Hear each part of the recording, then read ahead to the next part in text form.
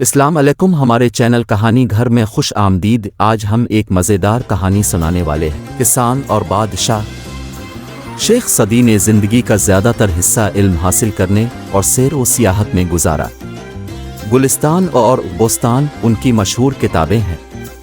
شیخ Saadi بوستان میں فرماتے ہیں کہ ایک کسان جنگل سے گزر رہا تھا کہ شدید بارش کی وجہ سے پورے جنگل میں بہت کیچڑ تھا۔ جنگل سے گزرتے ہوئے کسان کا گدھا کیچڑ میں پھنس گیا۔ اس نے گدھے کو کیچڑ سے نکالنے کی تنہا بہت کوشش کی، مگر سب رائیگاں گیا۔ کسان کو کچھ سمجھ نہیں آ رہا تھا کہ وہ کیا کرے۔ کبھی کبھی جب انسان کو کچھ سمجھ نہیں آتا تو وہ اپنا غصہ بلا وجہ دوسروں پر نکالتا ہے۔ اسی طرح ساری رات کسان پریشانی کے عالم میں سب جاننے والوں کو برا بھلا کہتا رہا۔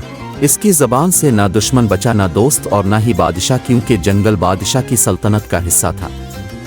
اتفاق نہ بادشاہ کا اپنے غلاموں کے ساتھ جنگل سے گزر ہوا۔ سب نے سنا کہ ایک کسان بادشاہ کو برا بھلا کہہ رہا ہے۔ اچانک کسان کی نظر بادشاہ پر پڑی۔ وہ بہت پریشان ہوا کہ بادشاہ نے سب کچھ سن لیا، اب اس کا انجام بہت برا ہوگا۔ اسی وقت غلاموں نے بادشاہ کے کان بھرنا شروع کر دیے۔ ایک بولا، اے بادشاہ، اس شخص کی گردن تلوار سے اڑا دی جائے کیونکہ اس نے آپ کی شان میں گستاخی کی۔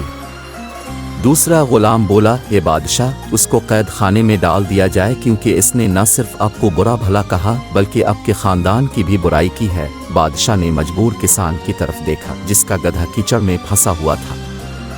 بادشاہ کو کسان کی حالت پر رحم آ گیا۔ اس نے کسان کی نامناسب باتوں کو معاف کر دیا اور اپنے غصے کو پی گیا۔ بادشاہ نے کسان کو انعام و اکرام سے نوازا اور ایک سفید گھوڑا بھی انعام میں دیا۔